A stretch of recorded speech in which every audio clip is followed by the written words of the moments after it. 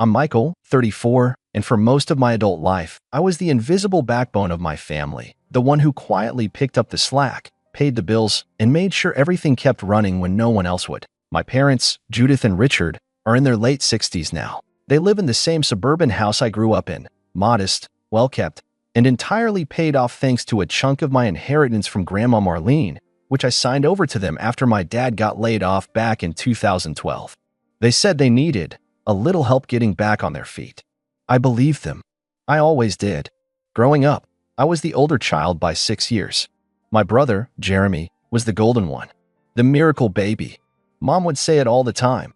We didn't think we could have another. Then boom, Jeremy came along. And from then on, I was just support staff, babysitter, study partner, emotional sponge.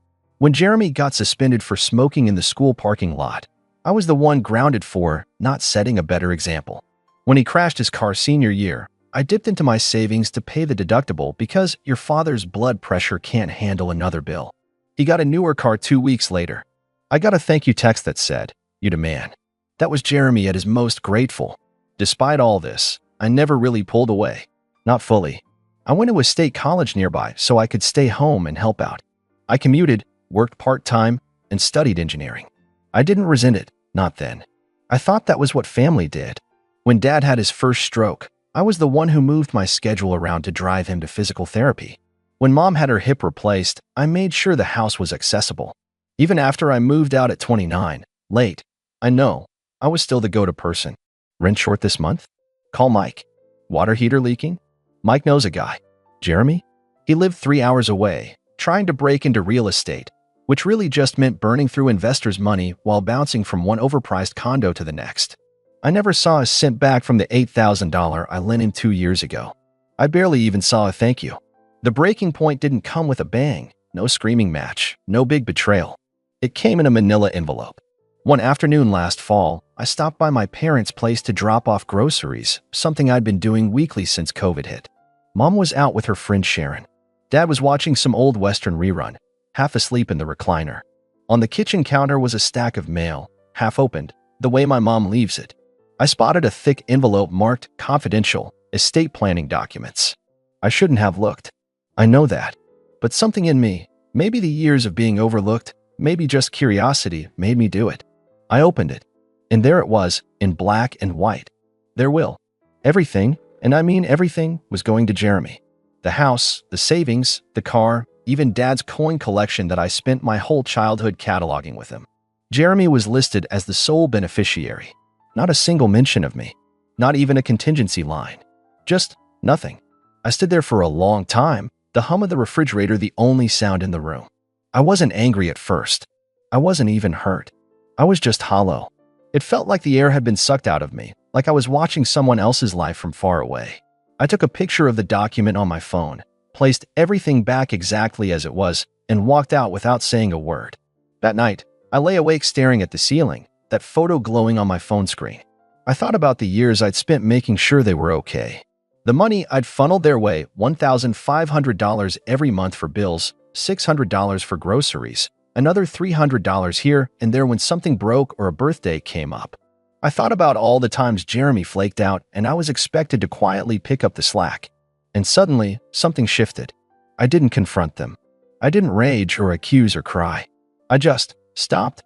The next month, I canceled the auto pay that sent them rent money. I stopped paying their phone bill. I let the grocery deliveries lapse. I didn't answer the first few texts. Then one came from Dad, short and abrupt as always. Where's the money for rent? No hello. No explanation. No concern. Just an expectation. As if my silence had been a glitch and the program needed a reboot. I stared at the message for a long time. My thumb hovered over the keyboard. I didn't want to blow up, didn't want to give him the satisfaction of knowing how much it hurt.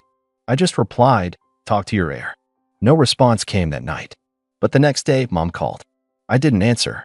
Then Jeremy tried. That one I declined with a strange sense of satisfaction. 3 days later, I got a string of texts from my mom, frantic and breathless. "Michael, your father is upset. Why are you doing this? Jeremy isn't working right now. We thought you understood." I didn't reply. A week later, I got a Facebook friend request from Sharon, Mom's friend. Then a message, "Hey sweetie, Your mom is really worried. Maybe you guys can talk it out. I blocked her. But that wasn't the end, not even close. Because Jeremy, in all his genius, had apparently never paid a single household bill on his own. Not once. And now, with Dad's health slipping and Mom unable to cover everything on her pension, the cracks were showing. I heard from a neighbor, Mrs. Felder, who still baked me lemon squares every Christmas, that the electricity had gone out for a full day. Another time, the lawn went uncut for 3 weeks, and someone filed a complaint with the HOA. I didn't revel in it. I didn't smile. But I didn't rush in either. Then, about 3 weeks after my final message, I got a knock at my apartment door. It was Jeremy. He looked rough. Not homeless rough, but unshaven, frazzled.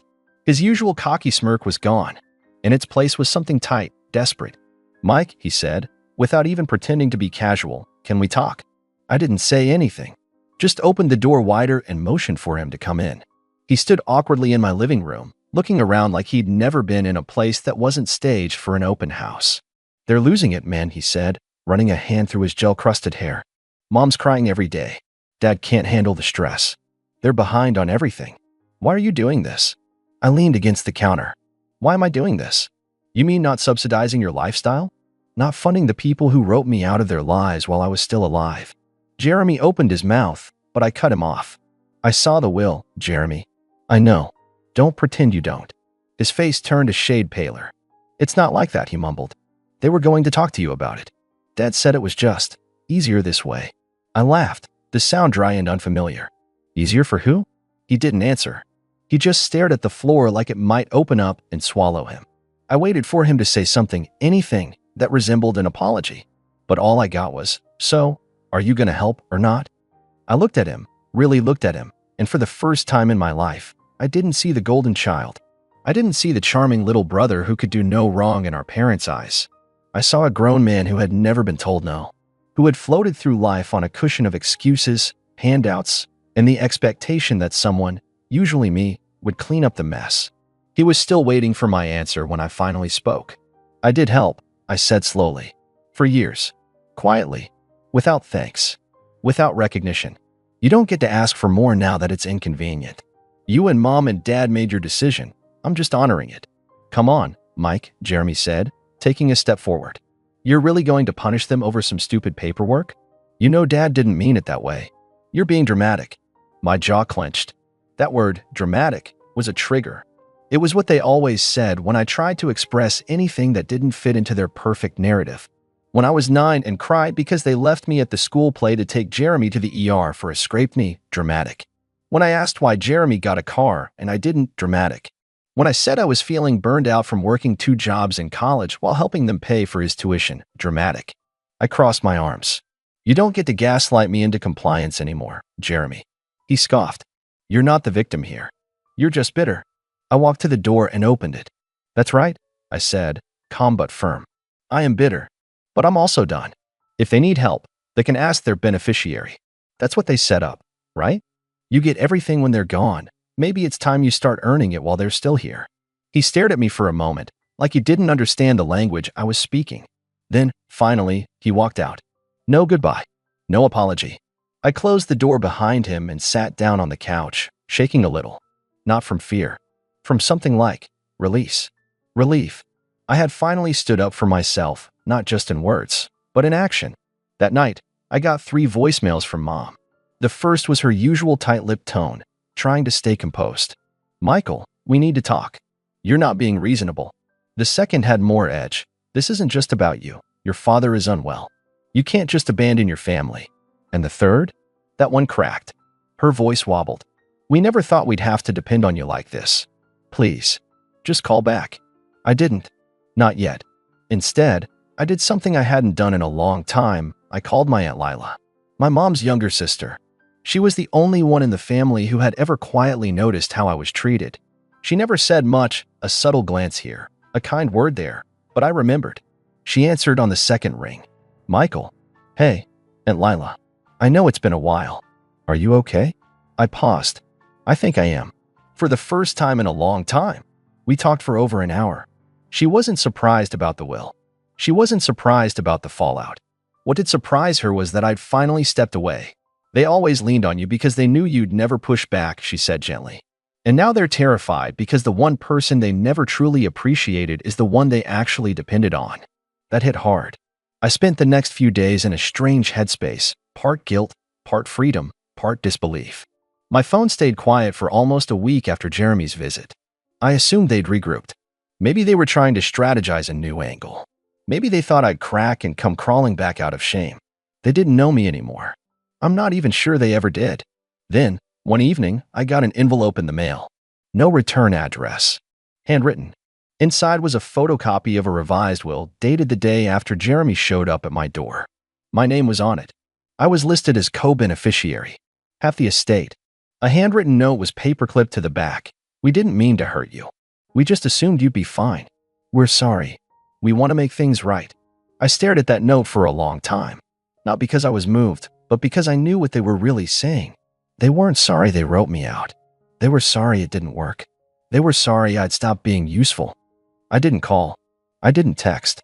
I didn't acknowledge the will or the note. I just placed the paper on my coffee table, where it sat like an uninvited guest for 3 full days, mocking me, daring me to take the bait. The thing is, if they'd sent me a real apology, if they'd called and said, "We messed up, and we want to talk," not because we need something but because we finally see you, maybe I would have picked up. Maybe I would have met them halfway. But a revised will wasn't an apology. It was a transaction.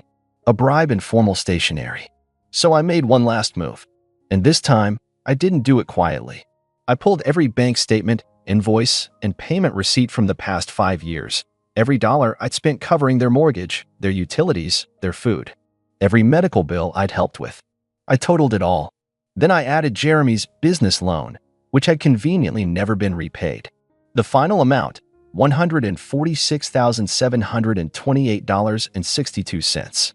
I printed out the spreadsheet, signed it at the bottom like a formal invoice, and attached a sticky note that read, "Since we're treating this like a business arrangement now, here's the balance due." Then I mailed it in an envelope marked "Personal, Attention, Richard and Judith." 2 days later, chaos broke loose. Mom called first. I didn't answer. Then came the text, rapid fire, like bullets. "What is this? Are you serious? Michael, this is not funny. You are destroying this family." That last one made me laugh. Then came Dad. Not usually one for direct contact. He always let Mom do the emotional heavy lifting. But this time, he called 3 times in one night. I finally picked up on the 4th, out of sheer curiosity. His voice was quiet, but not gentle, the kind of quiet that vibrates with restrained fury. "Michael," he said, "we got your little invoice." "Good," I said. I wasn't sure if certified mail would reach you faster. He took a breath. "Is this what it's come to? Money?" I nearly choked on the irony. "No," I said. "This is what you made it. I spent years giving, not because I had to, but because I thought I mattered to this family. Then I find out I've been erased, and the first time I say no, you scramble to fix it only because it affects you. Not because you love me, not because you care, but because suddenly your golden boy can't float the boat."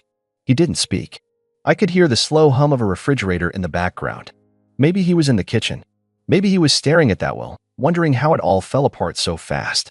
"I'm not angry about the money," I continued. "I'm angry that I never even got a conversation. No warning. No explanation. Just silence. Like I was disposable. So fine. Let's treat it like a transaction. You want me back in the picture? Pay what you owe. Or don't. But don't expect anything from me ever again. You're really going to hold this over our heads?" "No," I said, calmly. "I'm going to let you sit in the mess you made." And I hung up. 2 days later, I got an email. From Jeremy. Subject line, "Bro. Please read." I almost deleted it. But curiosity won. The message was long, rambling, and almost painfully self-aware, a tone I'd never seen from him before. He admitted they'd always leaned on me too much. That he'd always assumed I'd be the fallback plan. That he never really understood how much I did until he tried, and failed, to step into my role. Then came the pitch. He was selling the condo. Moving back in with Mom and Dad temporarily to help stabilize things. He asked if I'd consider visiting, not to hand over money, but just to talk. To clear the air. And for a second, just a second, I considered it. Then I saw the final line. "If you want, we can meet at that old diner you used to like. Mom says you always ordered the chicken fried steak there." She remembered that.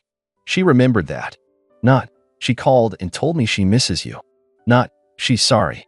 Just, She remembered that, as if that alone was supposed to patch over a decade of being treated like a second-class citizen in my own family. I didn't reply. Instead, I booked a trip, not to see them, to get away. 3 weeks across the country. Time to breathe, to think, to build something just for me. For once, my vacation days weren't being saved just in case they needed me. For once, I wasn't checking in every day, waiting for the next fire to put out. Before I left, I did one final thing. I scheduled a meeting with a lawyer. Not for them, for me. If they wanted to turn this into legalese and fine print, I could play that game too. I drew up a formal statement. I would not be contributing to their finances in any capacity. I would not accept responsibility for debts incurred in my name. I would not co-sign, guarantee, or assume financial liability of any kind. And I asked the lawyer to keep it on file, notarized and dated, should anyone come knocking in the future claiming I'd promised them help. I left town that Friday morning with a lightness I hadn't felt in years. No guilt, no nagging sense of duty, just peace. And when I landed 3 states away and turned my phone back on, there were 17 missed calls. The last voicemail made my blood run cold. "Michael," Mom said, her voice trembling, "please, it's about Jeremy. Something's happened. We need you." And just like that, everything changed. My heart thudded once hard. I listened to the voicemail again. Mom sounded like she had been crying, really crying, not the performative sniffles she used to guilt me as a kid. For a long moment, I just sat there in the hotel room, phone in my hand, blinds half open to the mountain skyline, trying to decide if I even cared. But I did, because for all the bitterness, all the betrayal, Jeremy was still my brother. And no matter how many times he'd hurt me, there was still that tiny, buried part of me that remembered letting him fall asleep on my shoulder during thunderstorms.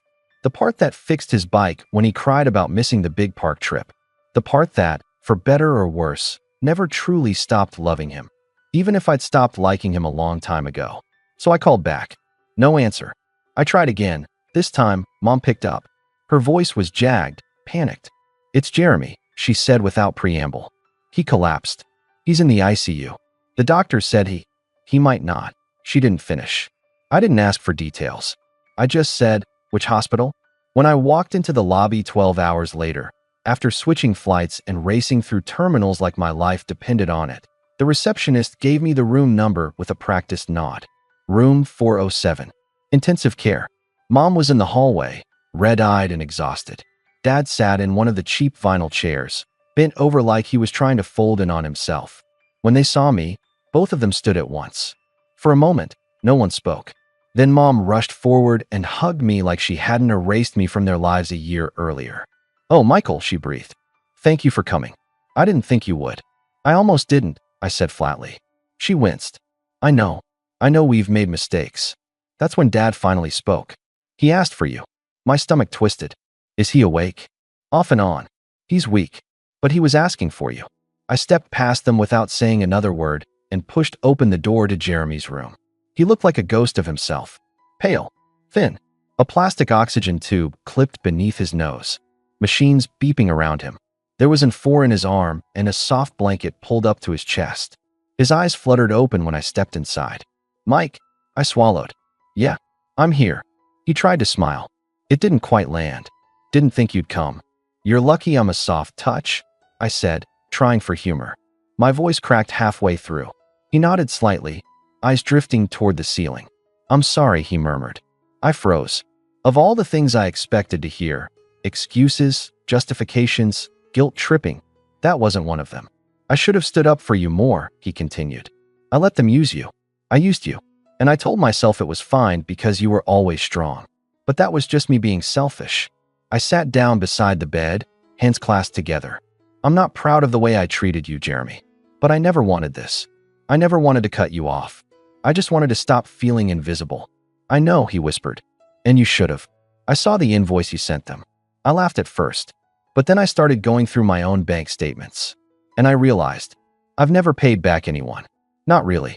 Not with money. Not with time. Not with love. His voice wavered. "I don't know if I'm going to make it out of here. But if I don't, I just wanted you to know I was never angry about the money.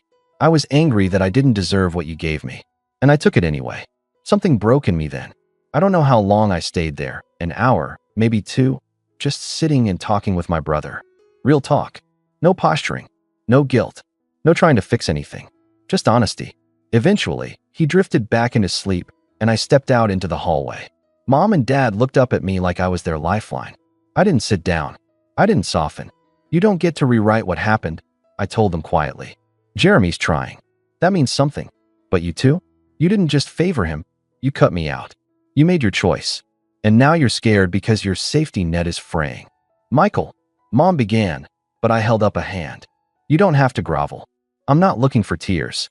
I'm not going to sue you or burn the house down. I just want you to understand this. Once Jeremy's out of the woods, I'm gone. And this time, it's not out of anger. It's because I'm choosing peace. Dad nodded. He didn't argue. He just said, understood. For the next 2 weeks, I stayed in town, not for them, but for Jeremy. I visited every day, brought him books, made him laugh.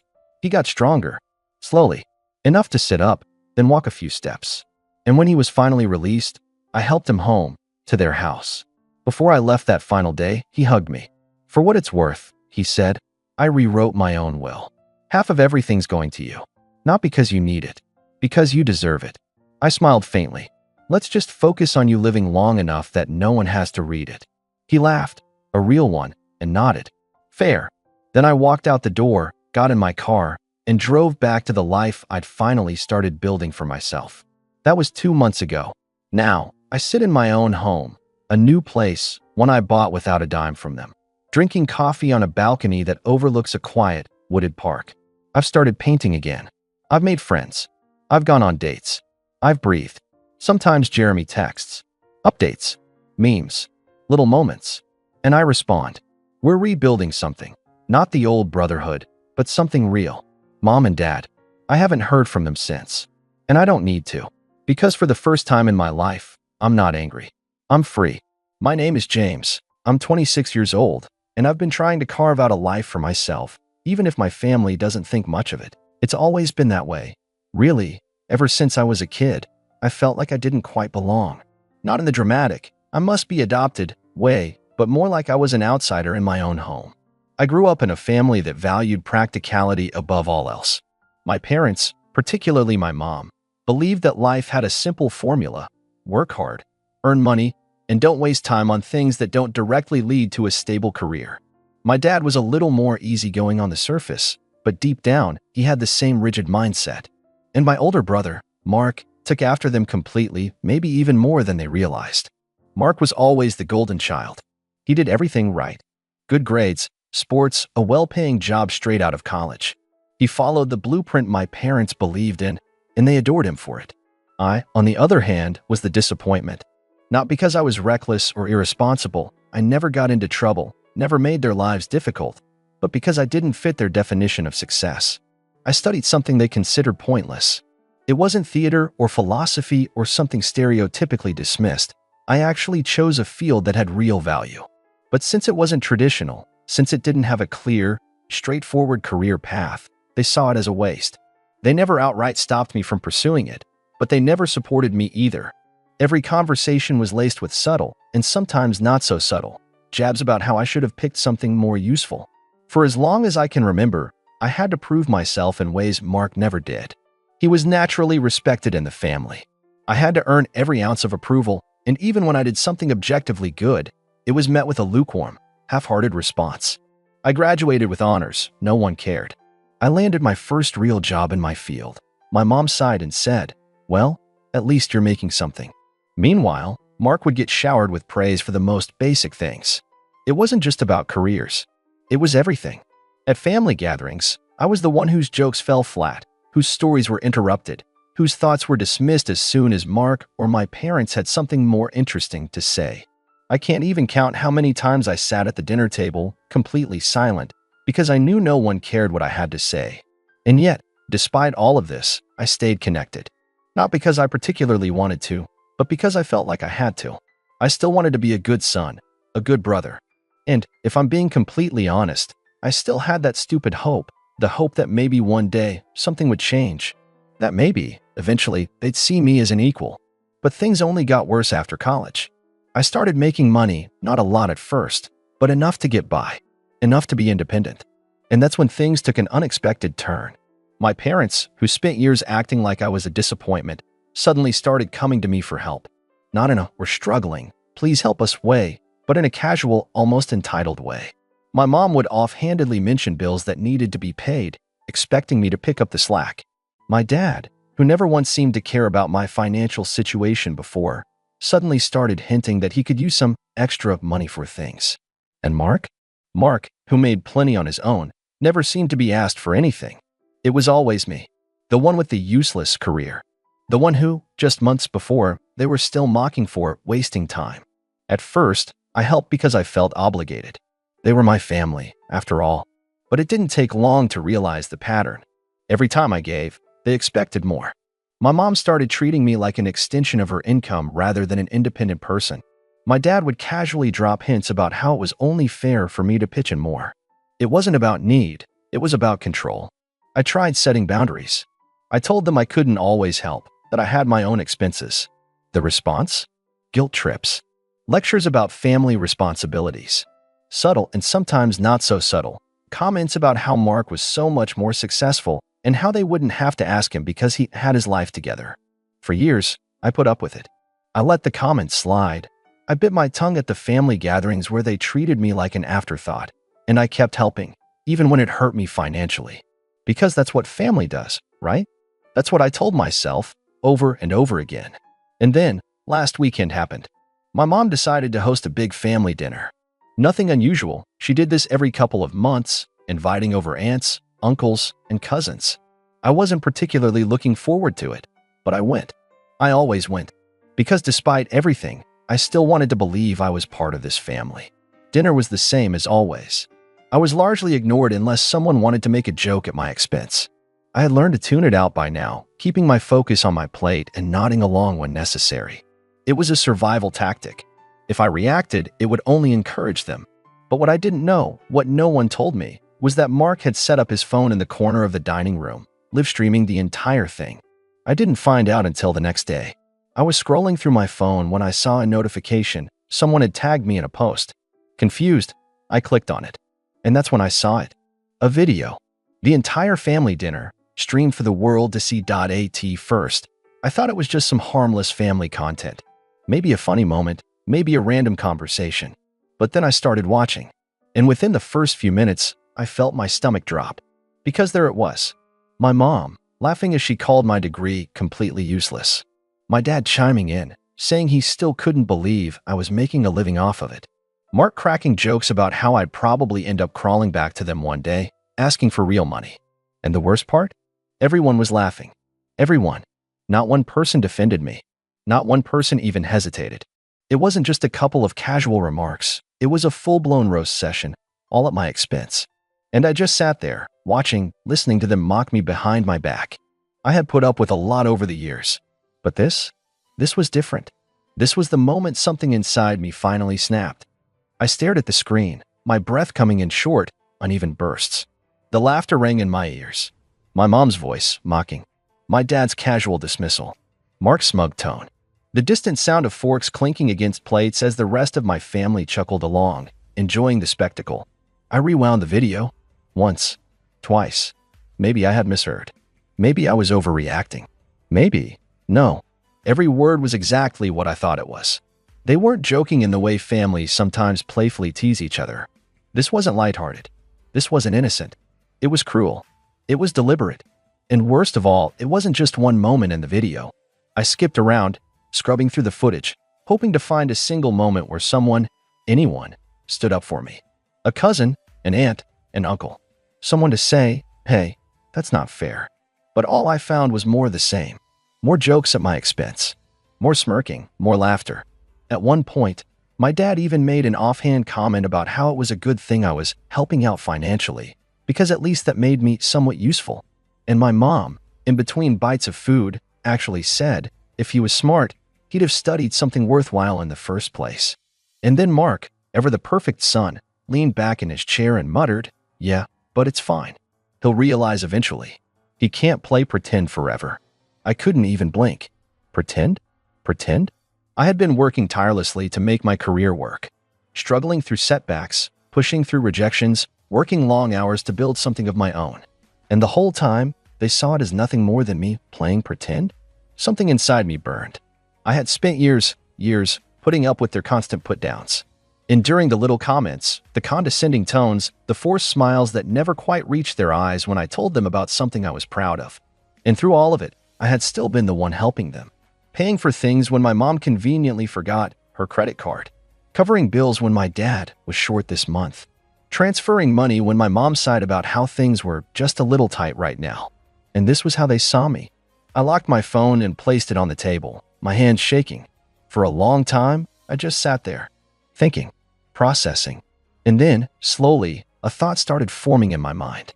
I had always been the one to keep the peace, to let things slide, to swallow my pride and do what needed to be done because they're family. But maybe it was time to stop. I reached for my phone again, unlocking it with a swipe of my thumb. I scrolled through my recent transactions, my fingers tightening around the device as I looked at all the payments I had made in just the last few months. Rent money, grocery money, utility bills, little things here and there that weren't a big deal, but added up to thousands of dollars over time. Thousands. And not a single word of appreciation, not a single ounce of respect. I exhaled sharply, my mind racing. They expected me to keep playing my role, to keep nodding and smiling and handing over my hard-earned money while they mocked me behind my back. But they were about to learn something. I wasn't playing pretend, and I wasn't their safety net anymore. I took a deep breath, my thumb hovering over my mom's contact. Calling her first made the most sense. She was the one who always asked for money, the one who guilt-tripped me into giving more than I could afford. And I knew her well enough to predict how this would go. First, feigned innocence, then defensiveness, then a full-blown guilt trip about how I was overreacting and taking things too seriously. But this time, I wasn't going to let her manipulate me. I tapped the call button. It rang. Once. Twice. Then she picked up. "James, what's wrong?" Straight to the point. No hello. No pleasantries. Just immediate concern, because she never got calls from me unless she needed something or I needed something. And since she hadn't asked for money in the last week, she probably assumed I was calling about a favor. I didn't waste time. I saw the video. There was a pause, a hesitation, a barely perceptible shift in her breathing. Then, in a carefully neutral tone, she asked, "What video?" I clenched my jaw. The one Mark posted. The live stream of family dinner. Silence. Then, a little laugh. Forced. Uneasy. "Oh, that. Come on, James, it wasn't a big deal." Not a big deal. I leaned back in my chair, staring at the ceiling. "So you knew about it?" She exhaled, irritated now. Of course I knew. Mark was just having a little fun. He does those streams all the time, you know.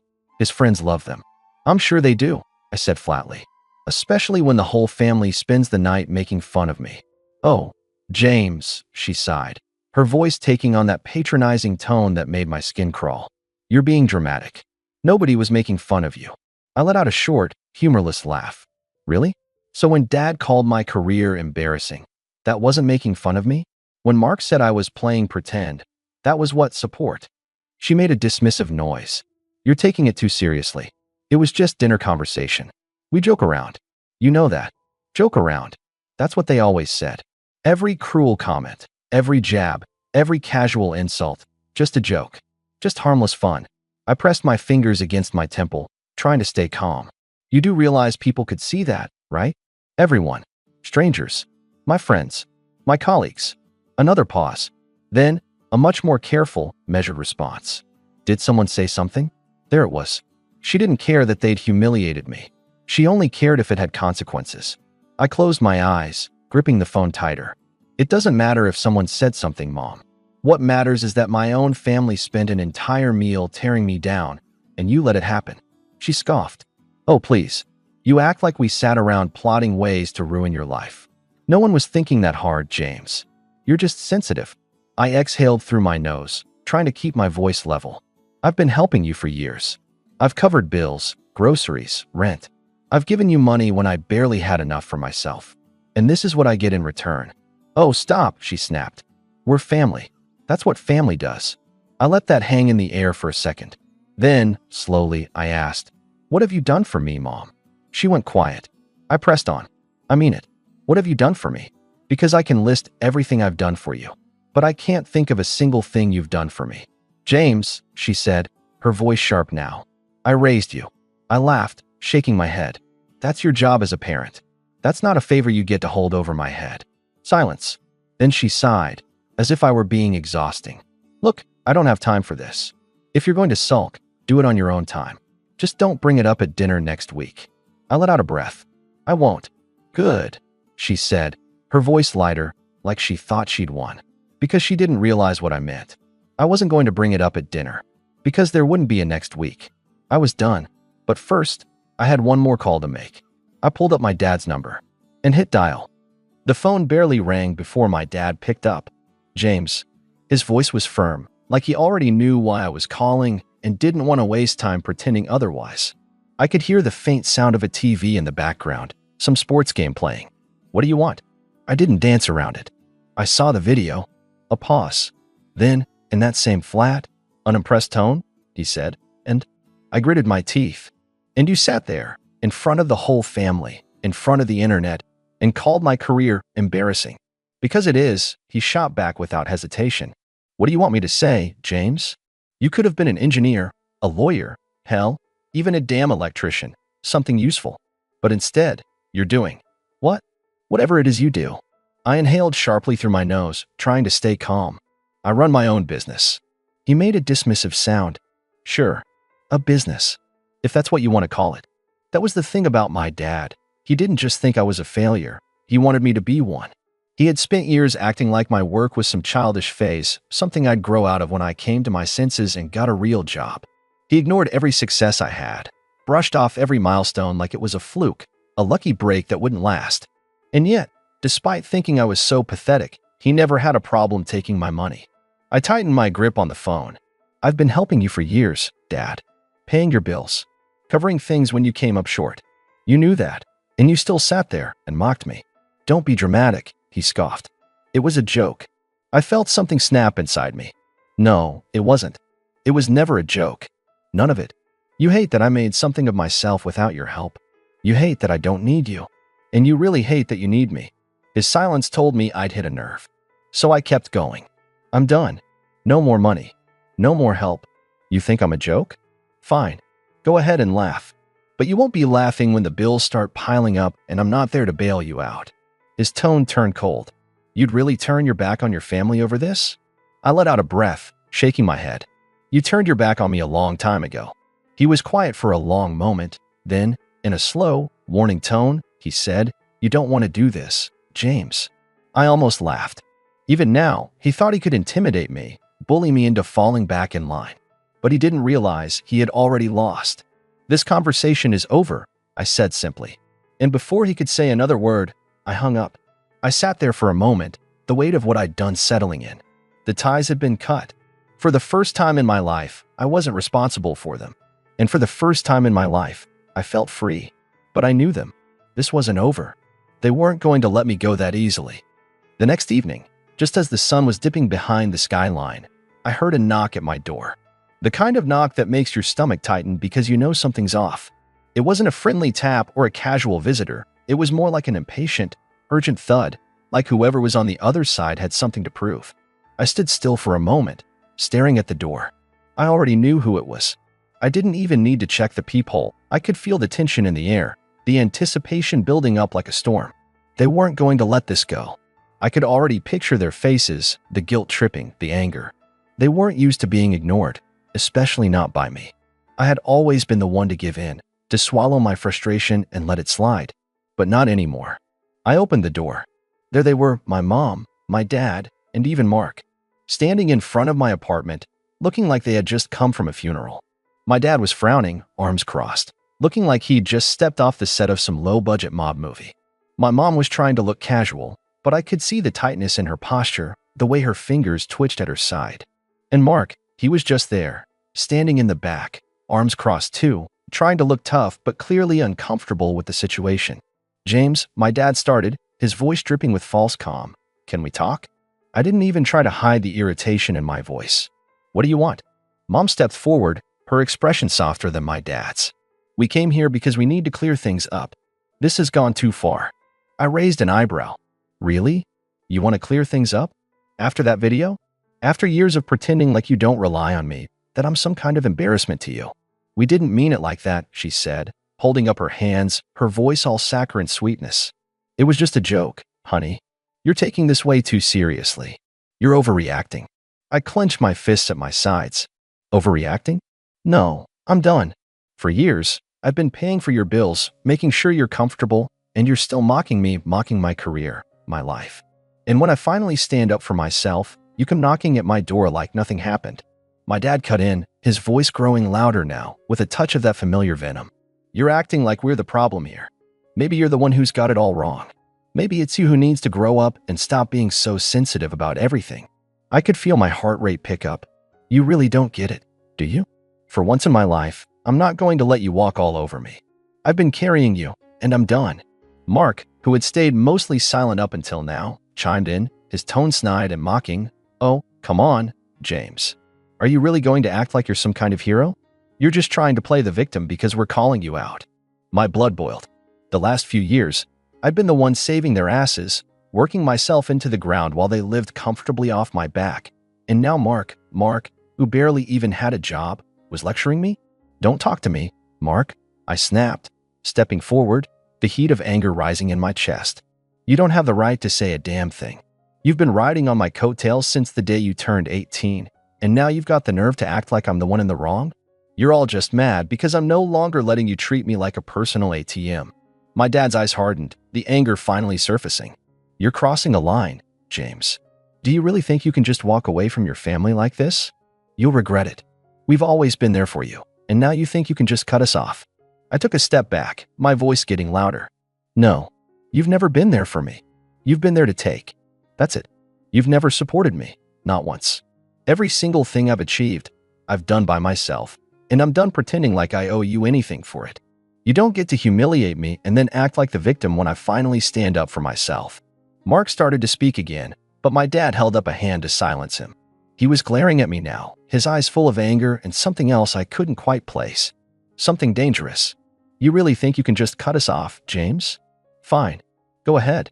But don't think for a second that we won't find a way to make you pay for this. That hit me like a slap to the face. Make me pay? You really think you have that power over me anymore? I could feel the tension in the air, thick and suffocating. My mom was looking between us, her hands trembling slightly, but she didn't speak. It was like everyone had just collectively realized that things had gone too far, and they didn't know how to pull it back. I didn't wait for them to say anything else. I'm done. Don't come back here. Don't call me. Don't ask for anything. I'm not your bank anymore, and I'm not your punching bag. Get out of my life. For a moment, no one moved. It was like time itself had frozen, and the only sound was the faint hum of the refrigerator in the kitchen. Then, slowly, my dad shook his head. You'll regret this, James. But I didn't care anymore. Goodbye, I said firmly, closing the door in their faces. As soon as the door clicked shut, the silence in my apartment was almost deafening. It felt like a weight had been lifted from my chest, like I could finally breathe without the constant pressure of their expectations and manipulations hanging over me. For the first time in years, I felt like I was in control of my own life. Since that night, I haven't heard from any of them. I blocked their numbers, deleted their emails, and made it clear to a few mutual acquaintances that I wanted nothing to do with them. But I know they're still out there, plotting something, waiting for me to crack and reach out. Maybe they'll come knocking again, maybe not. I've been working even harder now, focusing on my business, which has been growing steadily without all the toxic noise. I don't feel guilty anymore when I look at my bank account or at my achievements. But every now and then, I wonder if I did the right thing, if I'm being too harsh, too unforgiving. Anyway, I've made my peace with it. But I'd love to hear your thoughts. Was I wrong to cut them off completely? Do you think I should have tried to work things out? What would you have done in my shoes? Let me know in the comments. Hey Reddit, I need to get this off my chest. My name's Ella, and what's about to unfold is something I'm still processing. You ever feel like you've done so much for your family, and they turn around and treat you like you're a walking ATM? Well, let me take you back to when it all started. For context, I'm in my late 20s, and I have a decent job in tech. It's not glamorous, but it pays well enough that I can travel, indulge a little, and keep my life relatively stress-free. But for the last few years, every time my family went on vacation, somehow, I became the one footing the bill. It all began innocently enough. I started out paying for small things, meals here and there when they visited, an occasional birthday gift that wasn't quite enough to make me feel like I was being used. Then, one year, my family decided to go to the Bahamas for a vacation. It was supposed to be a family reunion of sorts, and I thought, why not? I'll cover a few expenses. You know, like helping them with the flights or covering the house rental. But that was just the beginning point. 1 year turned into 2, then 3, and suddenly, I was paying for the entire vacation. Every year. Flights, accommodations, the works. The thing is, I never asked for this. I never even offered. It just kind of happened. First, it was my parents, then my siblings, and eventually, my cousins jumped in. All of a sudden, I was the go-to person for travel money. And don't get me started on the guilt trips. It was always, Ella, we know you have the money. You're doing so well in your career. We can't afford it, and you know we need this time together as a family. You don't mind, right? Every time I felt uneasy about it, I'd push those feelings aside. I'd tell myself it wasn't a big deal because family is family, right? But after the 5th year of paying for everyone's vacation without ever receiving so much as a thank you, I started to feel, well, a little taken advantage of. I finally snapped when I received a text one day from my mom that I can't forget. I had just come back from a grueling work trip and was lying on my couch, catching up on sleep. My phone buzzed, and it was from my mom. Hey, sweetie, we're planning our next trip. Just wanted to let you know it's going to be another expensive one. But don't worry, your dad and I already talked, and we've got it covered. She went on and on about how excited everyone was and how much they were looking forward to it. I didn't respond right away. I was tired, but something felt off. It didn't sit right with me that they had it covered. Yet I was always the one handing out the cash. Then, that afternoon, I got a group message from my dad. It was one of those family chats where everyone chimes in, and the topic was the vacation. As usual, they were planning everything. But this time, the conversation turned into something that I couldn't ignore. My uncle, who's notorious for being blunt, casually typed in, Ella won't mind paying for this one either. She's always been our cash cow, haha. Now, I don't know what hit me harder, the fact that he called me a cash cow or the fact that my parents, my own parents, let that comment slide. No response, no call out, nothing. The message just hung there like an elephant in the room. They didn't even acknowledge it. And here I was, the one who had been paying for the trips for years, and this was the thanks I got. For a minute, I was in shock. I reread the message a few times, and it hit me like a ton of bricks. They were all in on it. They didn't see me as family. They saw me as a walking bank. It was like I'd been hit by a wave of realization. My generosity was being taken for granted. I didn't respond to the message. I just stared at the screen, my mind racing. That's when I made a decision. I was going to let them pay for this vacation themselves. I didn't tell anyone what I was planning. I didn't even hint at it. I just stayed silent, waiting for them to come to me when the time came. Fast forward to the day the next trip was supposed to be booked. My mom texted me again. Hey Ella, we're all set for the Bahamas next month. We were thinking of upgrading to a bigger house, and we were hoping you could help with the extra expenses. You know, we really need this getaway. The message was full of the usual guilt. But this time, I didn't respond right away.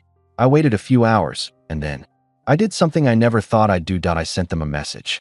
I think it's time you all handle it on your own this year. I've been covering for the last few years, and it's time you all pitch in. I can't keep doing this. And then, I sat back, waiting. I didn't get an immediate reply. I didn't hear from anyone for a while, and that's when things started getting really tense. The phone calls started coming in the next day. My mom, my dad, and even my siblings, all asking the same question. What do you mean? You're really not going to help? The more they called, the more I realized how deep the entitlement ran. Ella, come on, my mom pleaded. We've always helped you when you needed us. This is family. We can't afford it without you. I didn't ask you to help me all these years. I snapped back. You just assumed, and I let it slide. But I'm done. The tension was thick, and I knew it was going to get worse. But what happened next? Well, that's where things took a turn. The next morning, I received a message that would change everything. The message I received the next morning was from my dad, and it wasn't what I expected at all. It was brief, but it hit me like a punch in the gut. Ella, I need you to come to the house. Your mother and I need to talk. Now, I wasn't exactly thrilled about the prospect of sitting down with them, especially after what had just happened. but I knew avoiding this conversation would only make it worse. So, I drove to their house, my stomach in knots. When I walked in, my mom was sitting at the kitchen table, her arms crossed, looking more serious than I'd ever seen her. Dad was pacing back and forth, clearly agitated. "Ella, you don't understand," my dad started. "We didn't want to ask you for money again, but this is different. We've always helped you, and now it's your turn." I could feel my heart racing. "I've been helping you for years. I don't know how many times I've paid for flights and trips and houses, but I can't keep doing it. It's not fair." Mom sighed. "You've always been the one with the money, Ella. Why are you being so difficult? We've always done this together. This is just a little help, a little favor for the family. Why are you making it such a big deal?" Her words stung, but I bit my lip and stayed calm. "It's not just a little help anymore. It's always me, and I'm tired of it. You're our daughter. You should want to help us. You owe us," Dad suddenly snapped, his voice rising. The word, "oh," made my blood boil. "I don't owe anyone anything," I said, struggling to keep my composure. "I've helped because I wanted to, but that's not the same as being taken for granted." My mom's eyes narrowed, and she got up from the table, walking toward me. "So you're saying you won't help your family when we need you? After everything we've done for you? You're just going to abandon us?" Her voice cracked, and I could see her trying to manipulate me with guilt, but I wasn't having it anymore. "No, I'm not abandoning you. I'm just saying no. You all can handle it on your own this time." For a moment, the room was silent. I could feel the tension rising, but I wasn't backing down. Then, my dad, his face flushed with anger, slammed his fist on the table. "You selfish little brat. We raised you to be better than this. What happened to the Ella who cared about her family?" he shouted. My mom immediately jumped in, trying to back up his words. "This is the thanks we get for supporting you all these years?" I stood there, my heart pounding. I was done. I had been walking on eggshells for too long, doing things to keep the peace, but this was it. It wasn't just the money. It was the way they saw me, not as their daughter, but as their financial safety net. I turned to leave, but as I reached for the door, my dad stopped me. "Ella, if you walk out of here now, don't bother coming back. We're done." I didn't say a word. I just walked out. The next few days were interesting, to say the least. My phone was blowing up with messages and calls from my parents, my siblings, even a few distant relatives. But this time, it wasn't just about the vacation. It was about everything I'd ever done for them. My oldest brother, Mark, called me first. "Ella, what the hell is going on? Why are you being such a diva about this? We've always helped each other out." I snapped back, "Yeah, always me helping out. I've had enough." Mark sighed. "This isn't you. What's the real problem? Why are you being like this?" I wasn't going to let him gaslight me into thinking I was in the wrong, so I laid it out. "The real problem is that every time we go on vacation, I end up paying for everything, and no one even cares.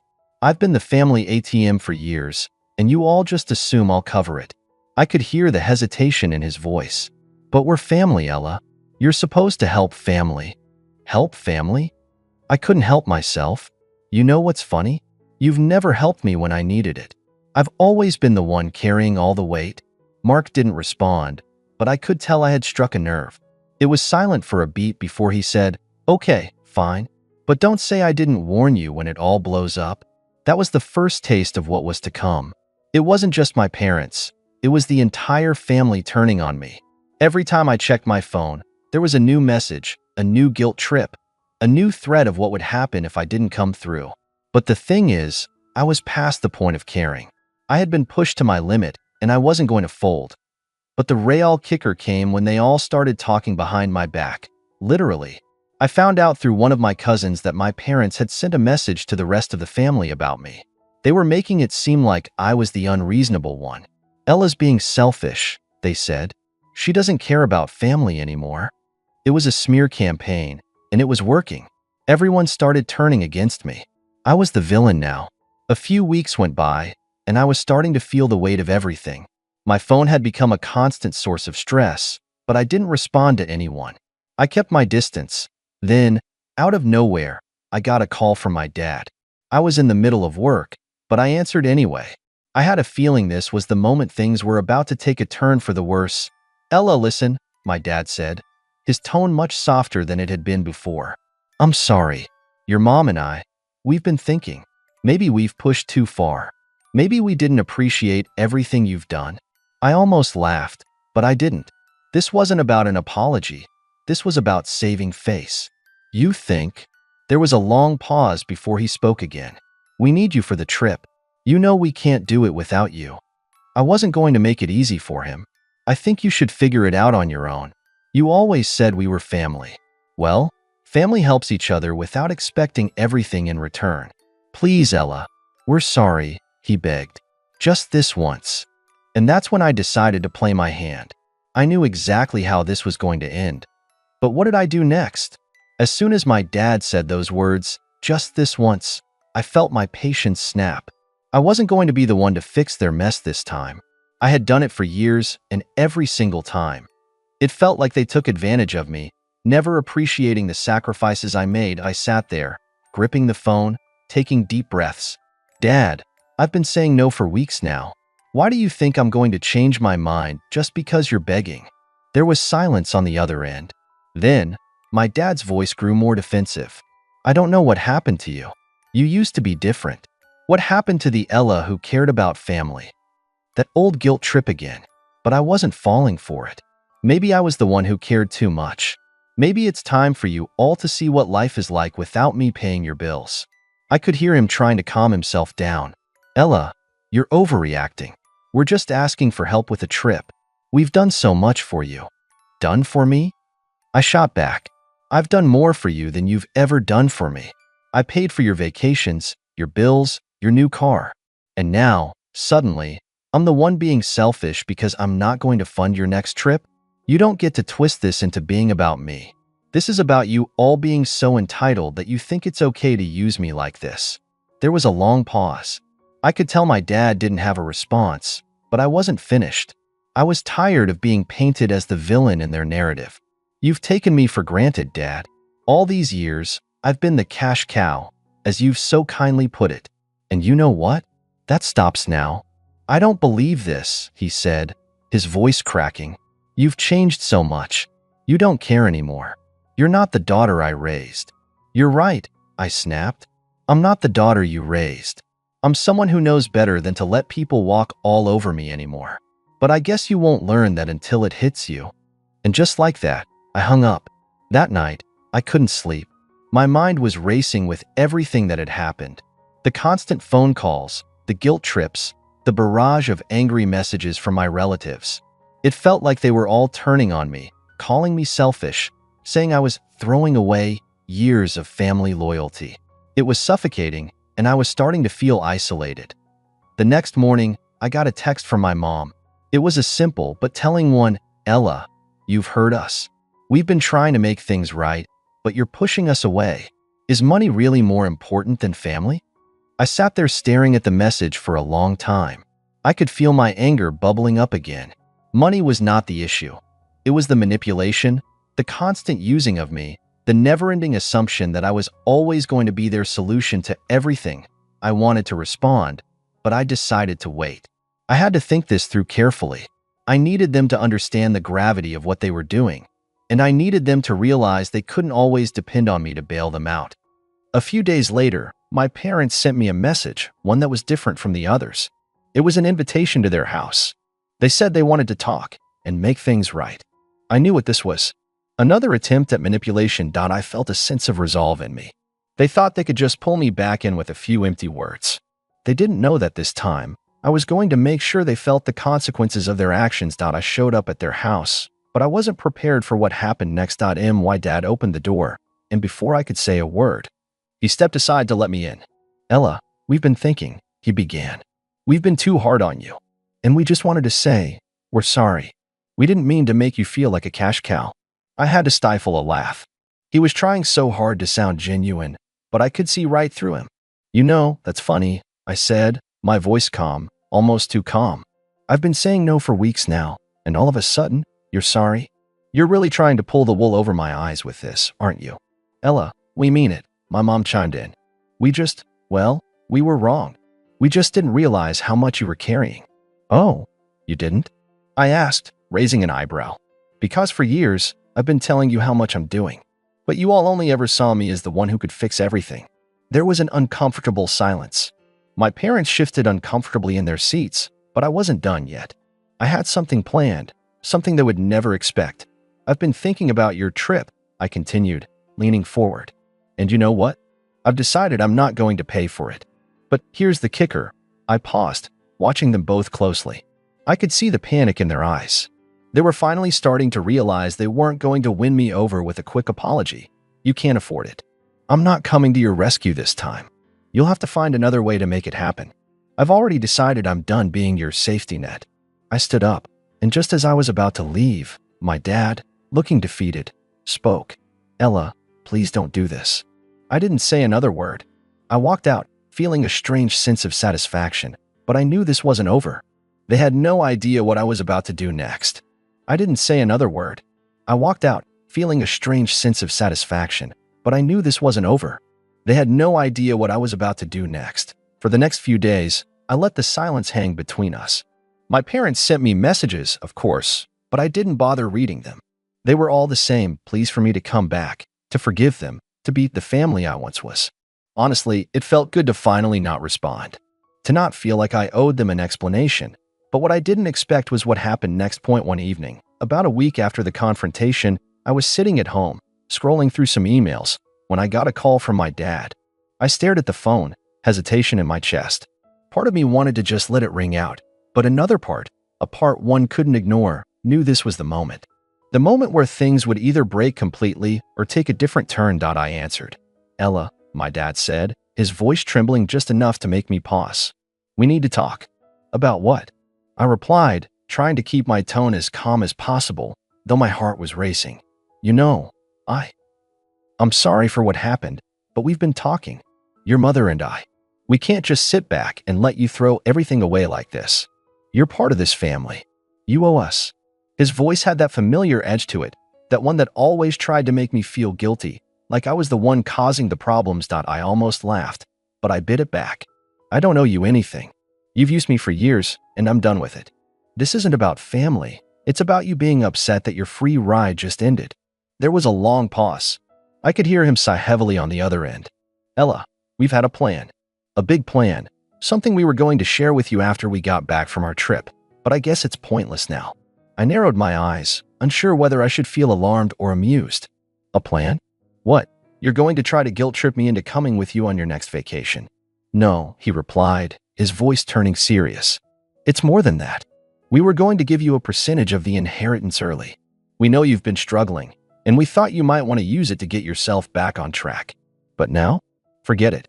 I froze. My brain struggled to process what he was saying. "An inheritance? Early? Wait," I said slowly. "You were going to give me money? After all of this?" There was an almost bitter laugh on the other end of the line. "We didn't want you to feel like we only saw you as a cash cow, Ella. We thought maybe this would help you understand that we cared about you." I sat there for a second, stunned. The audacity. The absolute nerve of them. After everything, they thought money would be enough to fix it? They thought I would cave just because they were throwing some cash my way. I took a deep breath, forcing my voice to stay steady. "Keep your inheritance. It's too little, too late. You can't buy me back, not this time. You'll regret this," my dad spat. "We won't be here forever. You'll come crawling back when you realize what you lost." I hung up, and for a moment, it felt like the weight of the world had been lifted off my shoulders. But I knew that wasn't the end. Oh no, they wouldn't let me walk away that easily. I was right. A few days later, as I was sitting on my couch, minding my own business, I got an email. At first, I thought it was from work or maybe spam, but when I opened it, my stomach dropped. The subject line was simple: "We need to talk about this." It was from my mother. I opened it. It was a long message, full of anger and hurt. But what caught my attention was the last line. "You'll see just how much family means when we're gone." I didn't understand. What did she mean by that? I checked my phone, but there were no calls, no messages. Still, the weight of that sentence lingered. When we're gone. Then, something clicked. They were going to cut me out. They were going to make me the villain in all of this, and they were going to play the victim. They were going to turn every friend, every relative, against me if they had to. They weren't just mad that I refused to pay for their vacation anymore. They were hurt because they lost their source of income. And they were going to make sure I felt the consequences of it. I wasn't going to let them. Not this time. If they wanted to play dirty, I was ready to fight back. A week later, I saw a post from my mom. It was on Facebook, shared with all of our family and friends. It was a picture of my parents smiling at a resort, holding drinks in their hands. But the caption? That was the kicker. Sometimes you have to learn the hard way that family doesn't always have your back. Just because you give doesn't mean you'll receive. Be careful who you trust. I stared at it for a while, the words sinking in. They weren't just trying to punish me. They were trying to publicly shame me, make me look like the bad guy in front of everyone. And that was where they made their mistake. Because now, I had a plan. I stared at my mom's Facebook post, feeling my anger simmering beneath the surface. This wasn't just about the vacation anymore. They were playing dirty, trying to paint me as the villain in front of everyone. It hit me hard, but I wasn't about to let them get away with it. I knew what I had to do. I spent the next couple of days pulling everything together. I had all the evidence I needed. Text messages, bank statements, and emails. Everything that showed just how much I had given them over the years. They'd been more than just entitled. They'd been manipulative, using guilt to get me to pay for their vacations, their bills, everything. But now I had the receipts, and I was going to make sure everyone knew the truth. On a quiet Sunday afternoon, I shared a post of my OWNIT was a simple status with a picture of my parents at one of their previous vacations, the same one my mom had posted, but with a twist. I attached a screenshot of a text message from my dad where he literally said, "She won't mind paying for the trip. It's her job to help us." Then I added the message, "To everyone who's been wondering what's really been going on with my family lately, here's the truth. For years, I've been paying for vacations, bills, and things that I wasn't even asked for. It wasn't out of love. It was because I was guilted and manipulated. I'm done. No one gets to use me anymore." The post went up, and within hours, it was shared by dozens of family members and friends. People I hadn't even heard from in years were messaging me, asking what had happened. Some were supportive, others were shocked. But the most important part? My parents couldn't escape it. The fallout was almost immediate. "Why?" Mom called me, frantic. "What did you do?" she demanded, her voice shaking with a mix of anger and fear. "You've ruined everything. People are asking questions, and now they think we used you. We were helping you." "Helping me?" I scoffed. "You were using me. Don't twist the truth to make yourself look better. The only thing you ever helped me with was enabling me to keep paying for your lives while you ignored mine." She didn't have a comeback for that. She just hung up. But the drama didn't stop there. The entire family was in an uproar, with relatives reaching out, calling me everything from selfish to entitled. My parents were doing damage control, trying to spin things in their favor, but it was clear they couldn't recover from the truth I had exposed. The reality was out, and there was no going back. A few days later, I got an unexpected call from my uncle, who was one of the few relatives who had always been supportive of me. "Ella, I saw your post. You did the right thing," he said, his voice surprisingly calm. "We've all known about your parents' manipulation, but no one had the guts to say it. You've got family here who actually cares about you, and will support you, no matter what." Hearing that honestly brought me to tears. I'd always been told that family was supposed to have your back, but until then, I didn't realize just how much support I had from people who truly cared. By the end of the week, my parents had tried to reach out, but this time, I didn't answer. The games they'd been playing for years were finally over. I was done being their cash cow, and I had made sure that everyone knew exactly who they were. The truth had come out, and for the first time in a long time, I felt free.